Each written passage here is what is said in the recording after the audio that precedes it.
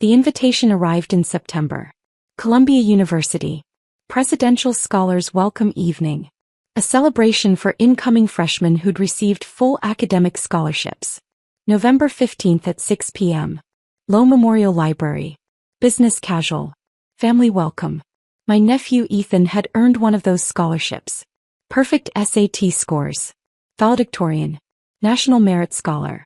He was going to study pre-med. Follow in his aunt's footsteps, my brother Michael kept saying. Except Michael had no idea what my footsteps actually looked like. The invitation included a +1. Dr. Claire Mitchell and guest.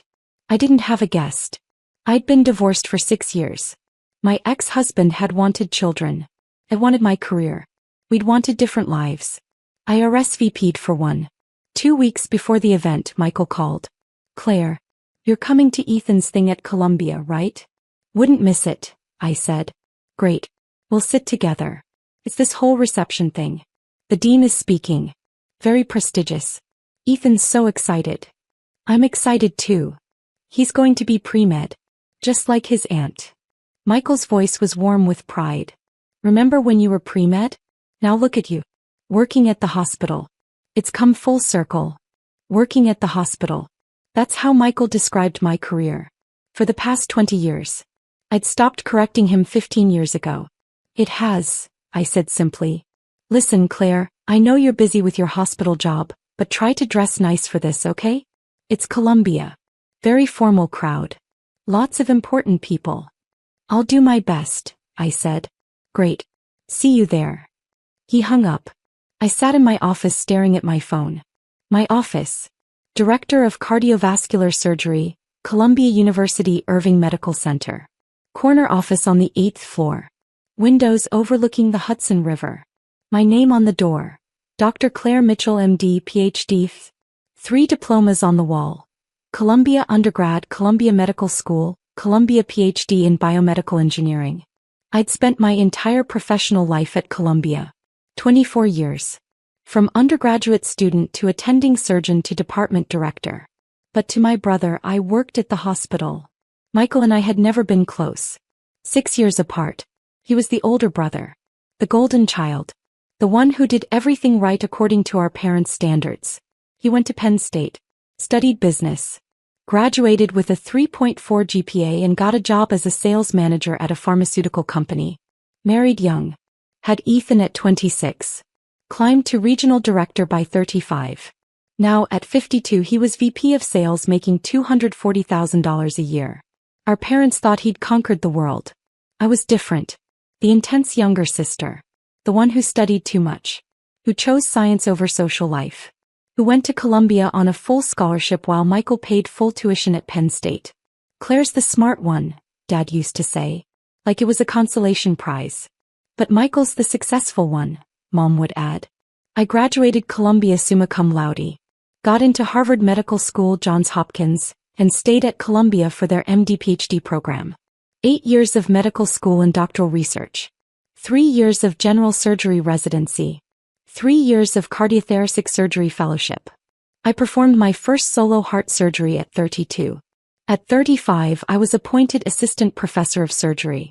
At 39, I became the youngest associate professor in the department. At 42, I was named director of cardiovascular surgery. I oversaw 17 surgeons, managed a $47 million annual budget, and performed approximately 140 surgeries per year. I'd published 73 peer-reviewed papers. I'd developed a new minimally invasive technique for aortic valve replacement that had been adopted by hospitals worldwide. I'd trained 34 cardiac surgeons who now worked across the country. Last year, I'd been named one of the top 50 cardiac surgeons in America by U.S. News & World Report. But my family still thought I was a hospital worker. I tried to explain once. 12 years ago at Thanksgiving. I'm not just working at the hospital, I'd said. I'm directing the cardiovascular surgery department. I manage the entire program. That's great, Claire, Michael had said. Management is good. I'm in management too. Regional director now. It's not the same. We're both doing well, he'd interrupted. Different paths but both successful. Our parents had smiled. Relieved that their children weren't competing. Except we weren't competing because they didn't understand we weren't in the same league. Michael managed sales teams for a pharmaceutical company. I operated on human hearts. But explaining felt like bragging. So I stopped trying. "How's the hospital?" became their standard question. "Good," became my standard answer. And the years passed with my family thinking I was a mid-level hospital employee making decent money and living a modest life. The truth was more complicated. As director of cardiovascular surgery, my salary was $520,000 annually, plus bonuses for research grants and publications. My net worth was approximately $4.7 million. I owned a brownstone in the Upper West Side. 3 bedrooms. Bought 12 years ago for $1.8 million. Now worth $4.2 million. I'd never mentioned the house to my family. They thought I rented an apartment. I drove a 10-year-old Honda Civic. Wore simple clothes. Lived modestly except for my home which I loved. Money had never motivated me. Medicine had. The chance to save lives. To innovate. To teach. To push the boundaries of what was possible in cardiac care. I'd performed over 2,800 surgeries in my career. My survival rate for high-risk procedures was 96.7%, significantly higher than the national average of 91.3%. I'd saved 2,800 lives. That was my success. Not my salary. Not my title. The lives. But my family measured success differently. Michael's house was bigger. His car was newer. His son was going to Columbia.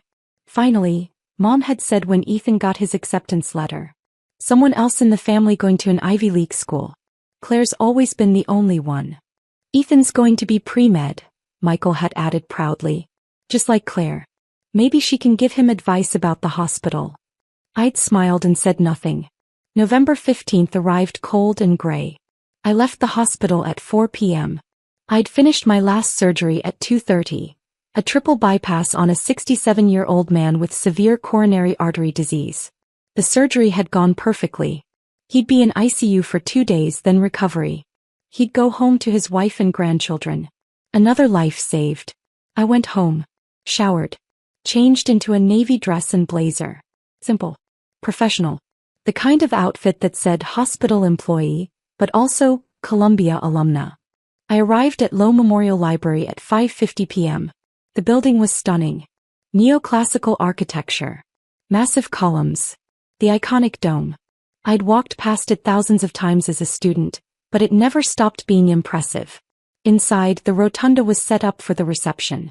Round tables with white linens. A stage with a podium. Screens on either side showing the Columbia crest. I found the check-in table. "Name?" asked the student volunteer. "Dr. Claire Mitchell." She scanned the list. Her eyes widened slightly. "Oh, Dr. Mitchell. Yes. You're at table 3. That's the VIP section. Presidential donors and distinguished faculty." "Thank you." I found table 3. Front section. 2 other people were already seated. I recognized one. Dr. Patricia Huang, Dean of Columbia Medical School. "Claire." She stood and hugged me. "So glad you're here. Wouldn't miss it. My nephew is one of the scholars." "Wonderful. These kids are incredible. We're so lucky to have them." The other person at the table introduced himself. "Robert Chin. I'm on the board of trustees." "Claire Mitchell. I'm faculty at the medical school." "What department?" "Cardiovascular surgery." Are you the Dr. Mitchell who developed the minimally invasive aortic valve technique?" "I am." "Brilliant work. My father had that procedure last year. Changed his life." We talked about cardiac innovation. About Columbia's research programs. About the future of medical education. At 6:15 I saw Michael enter with his wife Linda and Ethan. Michael was wearing a suit. Linda had on a cocktail dress.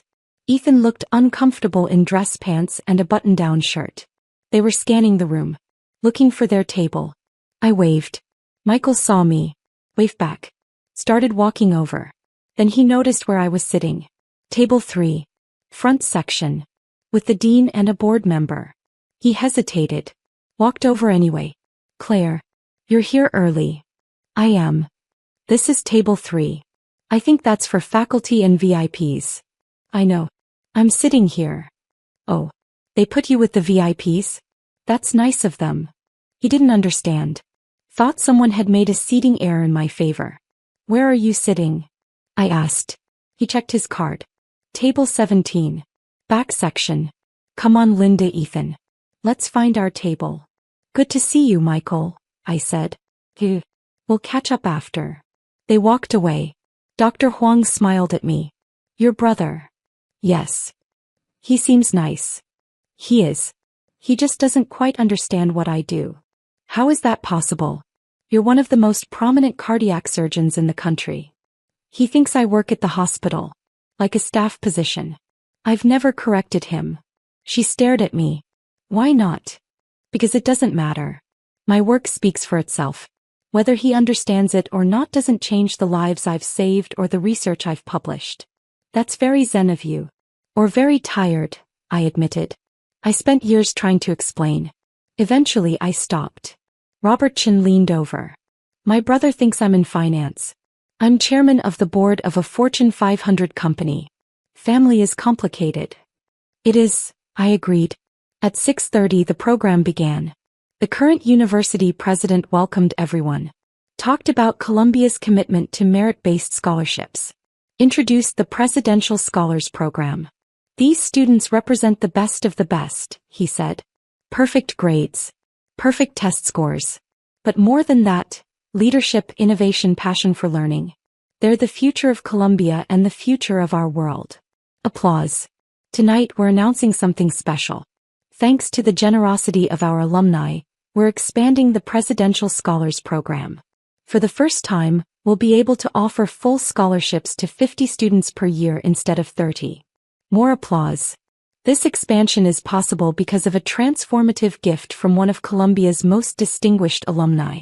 Someone who embodies the very best of what Columbia stands for. Academic excellence. Innovation. Service. Leadership. I knew what was coming. I'd made the donation 6 months ago. $8 million to endow 20 additional scholarships in perpetuity. The interest would fund full 4-year scholarships for students who couldn't otherwise afford Columbia. I'd asked to remain anonymous. But the development office had convinced me to let them announce it at this event. It will inspire the students, they'd said. Show them what's possible. I'd agreed. Reluctantly. Now sitting at table 3 I realized Michael was in the audience. At table 17. About to find out who his sister really was. The president continued. This alumna graduated summa cum laude. Completed her MD and PhD here. Became one of the youngest department directors in Columbia Medical Center history. She's published over 70 papers, developed life-saving surgical techniques, and trained dozens of surgeons who now save lives across the country. I could see table 17 from where I sat. Michael was listening politely, probably wondering who this impressive person was. Last year she was named one of the top 50 cardiac surgeons in America. This year she's giving $8 million to ensure that students like our presidential scholars can afford to attend Columbia regardless of their financial circumstances. The screens lit up. My photo appeared. Professional headshot from the medical center website. Below it, Dr. Claire Mitchell MD PhD, Director of Cardiovascular Surgery, Columbia University Irving Medical Center. Please join me in thanking Dr. Claire Mitchell for her extraordinary generosity and her lifetime of service to Columbia. The room erupted.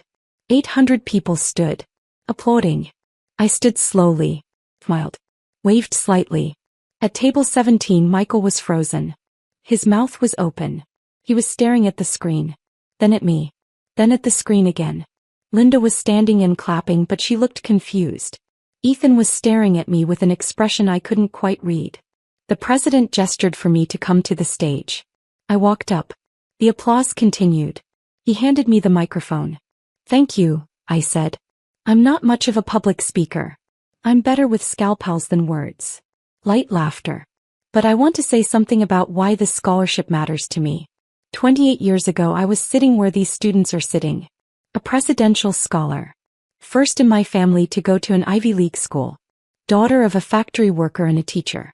I had perfect grades but no money for tuition. I paused. Columbia gave me a full scholarship. Without that scholarship I would have gone to state school. Maybe become a nurse instead of a surgeon. Maybe never had the opportunity to develop new surgical techniques or train the next generation of cardiac surgeons. That scholarship changed my life. I looked at the presidential scholars. 50 faces. Young. Eager. Brilliant. So this donation isn't charity. It's paying forward what Columbia gave me. The chance to reach my potential. The chance to serve. The chance to make a difference. I looked at table 17. Michael was still frozen. Not clapping. Just staring. These students will do extraordinary things. They'll cure diseases. Build companies. Create art. Serve communities. Lead movements. And someday maybe they'll pay it forward too. Maybe they'll give some other brilliant kid the chance they had.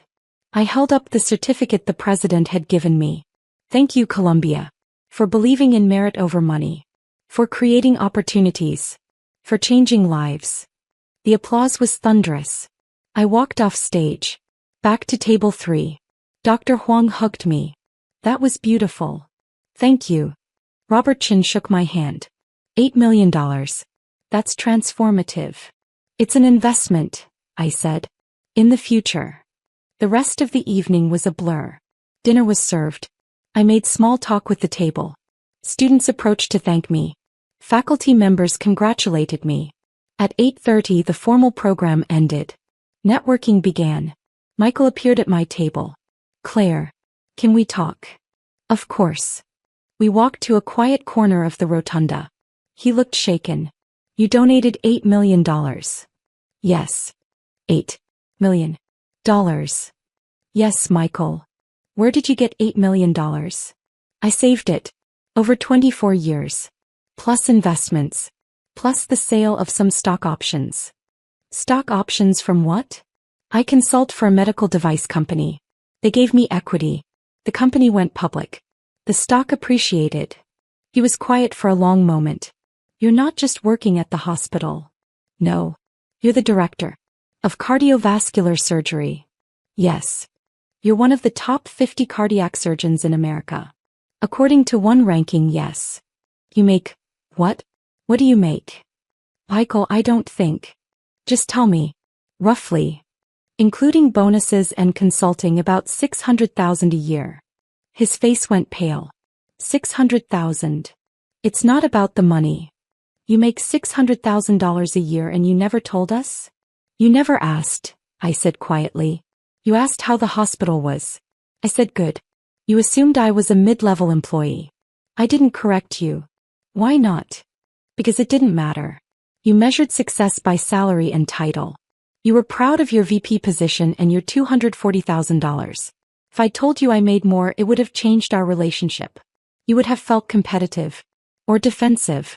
Or like I was showing off. So I stayed quiet. That's not fair, he said. Isn't it? How many times did you tell people about my job? She works at a hospital. In that dismissive tone. Like it was nice that I had employment but nothing special. He looked away. I heard you tonight, I continued. When people asked about me.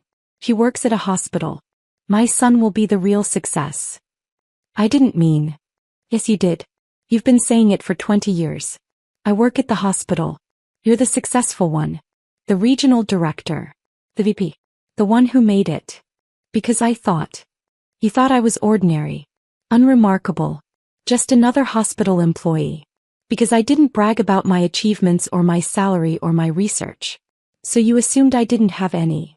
He was quiet. Michael, I've performed over 2,800 heart surgeries. I've saved 2,800 lives. I've published research that's changed how we do cardiac care. I've trained surgeons who are now saving lives in 34 states. That's my success. Not my salary. Not my title. The lives. I didn't know, he whispered. Because you never asked. You never visited my office. You never asked to see the hospital. You never asked about my research or my patients or my work. You just assumed. At that moment Ethan appeared. Dad? Aunt Claire.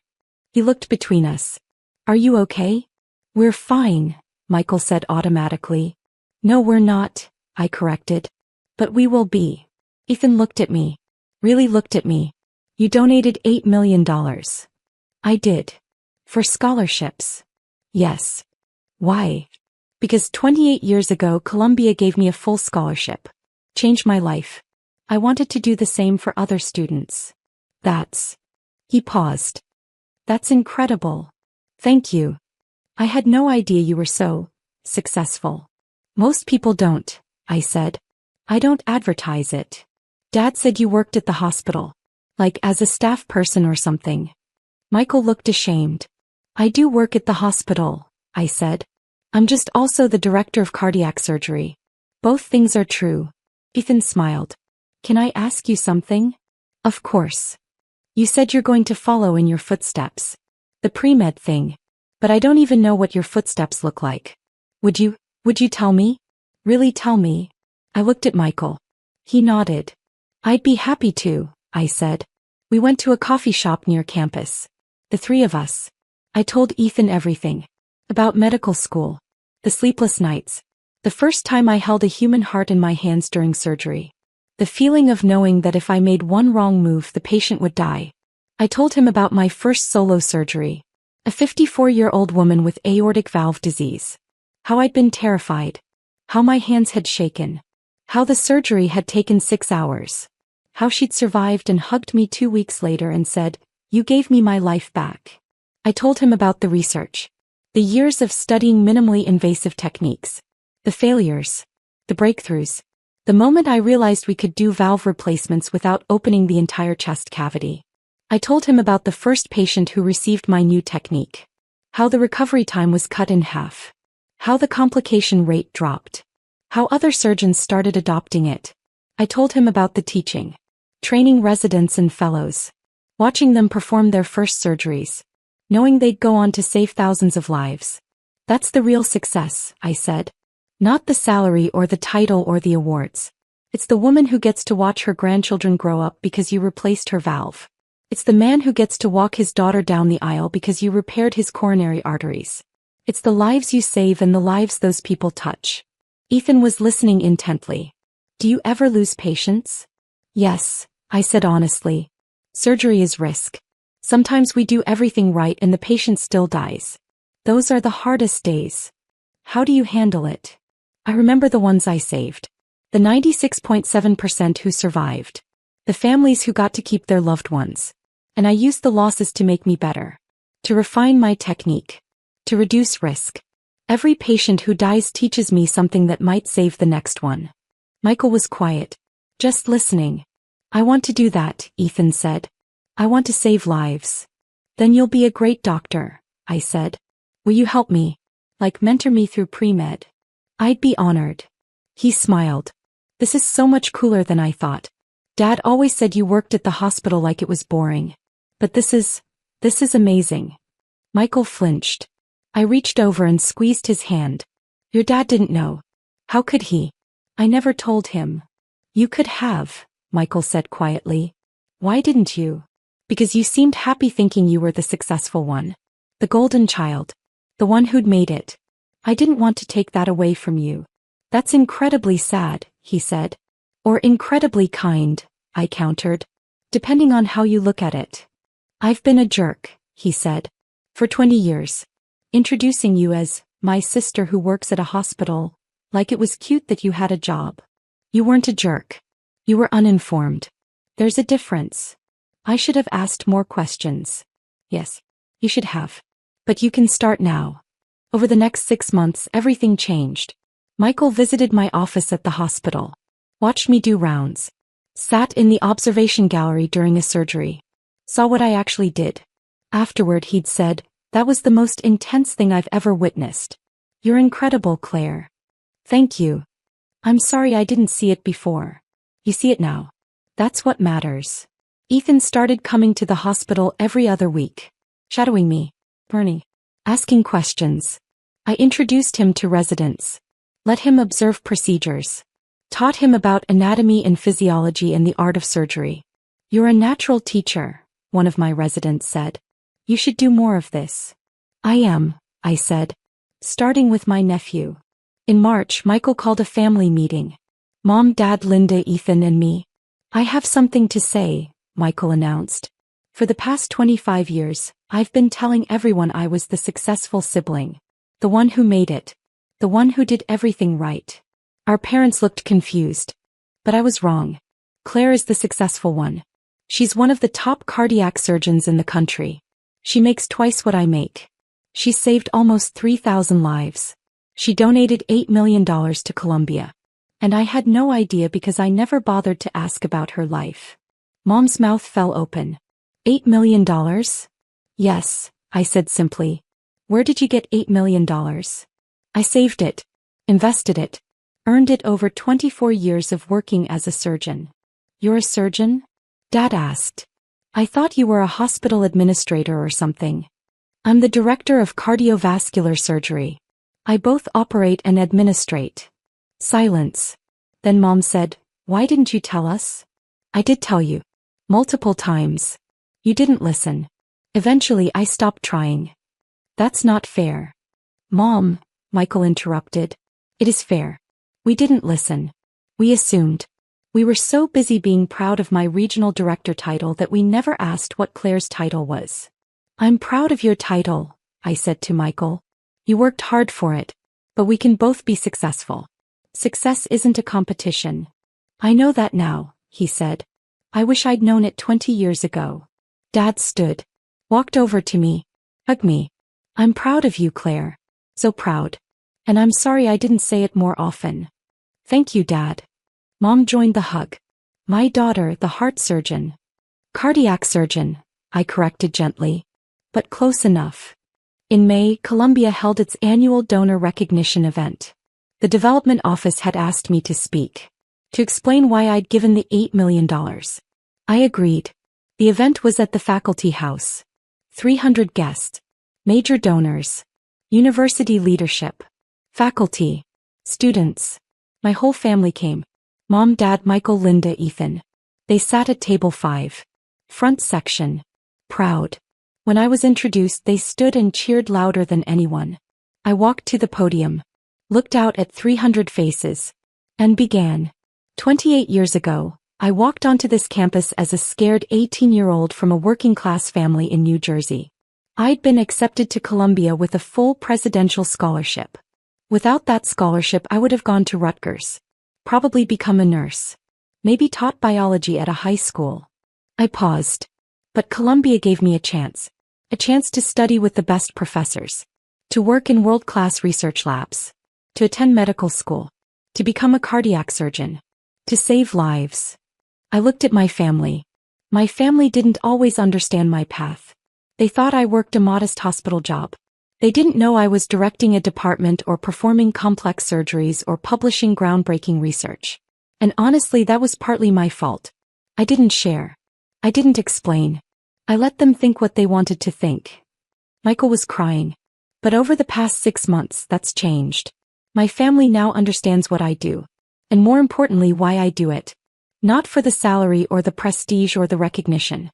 But because every surgery is a chance to give someone more time. More birthdays. More anniversaries. More moments with the people they love. I held up the donor recognition plaque. That's why I gave $8 million to Columbia. Because this university gave me the chance to do that work. To save those lives. To make that difference. And I want to give that same chance to 50 more students every year. Forever. The room stood. Applauding. My family stood first. After the speech, after the networking, after the thank yous and handshakes and photographs, I found my family waiting for me. Ethan hugged me first. That was amazing, Aunt Claire. Thank you. Michael hugged me next. I'm so proud of you. I should have said that 20 years ago. You're saying it now. Better late than never? Much better late than never. Mom and Dad hugged me together. Our daughter, Mom said. The heart surgeon. The professor. The philanthropist. Just Claire, I said. Doing work I love. Just Claire who saved 2,800 lives, Dad corrected. We went to dinner afterward. An Italian place in Morningside Heights. The kind of restaurant families go to celebrate. And we celebrated. Not my donation. Not my title. Not my salary. But the fact that after 25 years of being invisible to them, my family finally saw me. Really saw me. Not as she works at the hospital. But as Dr. Claire Mitchell. Cardiac surgeon. Lifesaver. And that was worth more than $8 million. That was priceless.